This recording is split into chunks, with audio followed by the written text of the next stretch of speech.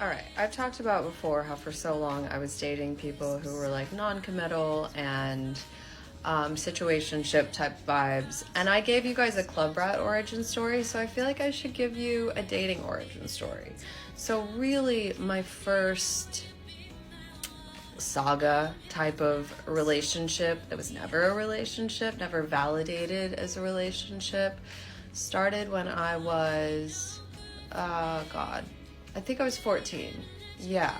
So this guy was my sister's age. He had graduated with her. I knew who he was because I had seen him at concerts, and like I think he came to our door one time. Anyways, like I knew of him. I thought he was cute, and I told my sister this.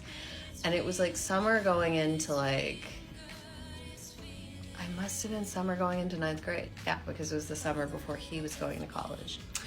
And my sister, I tell her that I like him. She invites him over. My sister dares us to go in the other room and make out.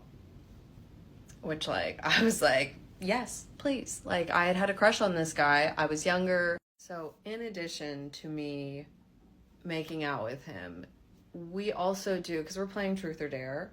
So we go out that night and I dare him to roll my friend's house. And when I say roll, we used to like toilet paper roll people's houses back in the day. I don't think people do that anymore because of how much toilet paper is. But yeah, roll my friend's house at like 3:00 in the morning. And he had to do it in one of my G-strings. A red Victoria's Secret G-string, and I will never forget that memory. And that was the beginning. That was the first night that I ever kissed him. Yeah. So it was the beginning of like a situation where we would hook up that continued for, I mean, all of high school, really. Like, when I had boyfriends, I cheated on them with this guy. Like, fully. And when he had girlfriends, he cheated on them with me. And it was totally messed up. And was like, you know, part of it, I think part of me getting into that situation was like in response to like my parents had just gone through a divorce. And like, I just like had a fucked up idea of like what relationships were. And I think the fact that like my parents' divorce was like due to my dad like cheating on my mom with the person who he ended up with made it so that I gravitated towards situations like this, you know? And also, thank you, therapy. It's taken me a long time to unpack this. But yeah, he went to college like 3 or 4 hours away. He would drive back. I would sneak out of my house. My mom at one point had to put an alarm on my window because I would sneak out through my window. I would like pop the screen off and just go out. Then after she put the alarm on my window, I would go through a window in the Florida room of my house. I would sometimes have to squeeze through the dog door, which is not big dog size. It was pug dog size. So like the lengths that I went to hook up with this dude, I was smitten. He was actually really the origin story of me.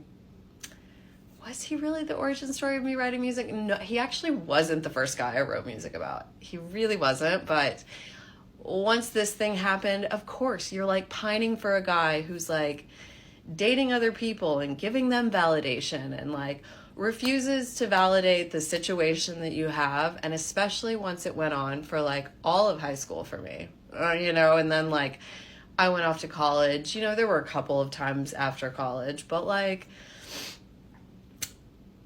it was just unhealthy. And yet I enjoyed being in this like tortured state because it drew music out of me. And so it set the bar for like what the relationship I was willing to be in was.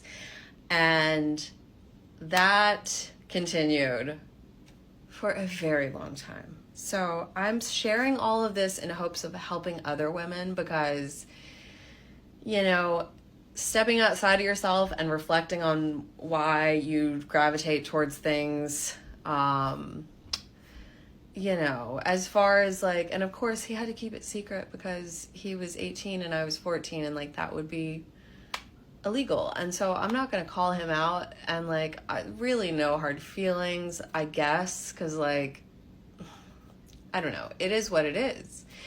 It is what it is. But yeah, it definitely set the tone for me. And look, I'm like a martyr for my art, and I am the first to admit that. I am the first to admit that, where like I realize that I can, like, I alchemize the pain of a breakup so well into something beautiful that like I always am questioning, do I like put myself through this on purpose to pull that inspiration out? So yeah, it's that's my origin dating story. It was a lot of sneaking out, a lot of sneaking around. Never really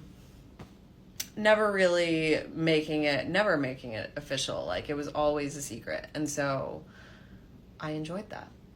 When I got older, for a while, I enjoyed it until I didn't. Until I was like, this is torture. Why am I doing it? Like, why are you doing this to yourself? Which is like, why I'm not dating. I got, you know, so.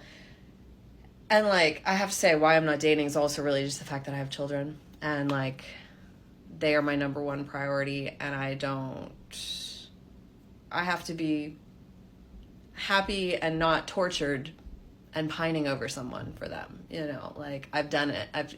I've gotten enough history of that I can draw inspiration from those dudes forever and for always until the end of time. So like, for those of you who have dated me, like, sorry, expect it. You knew what you got yourself into.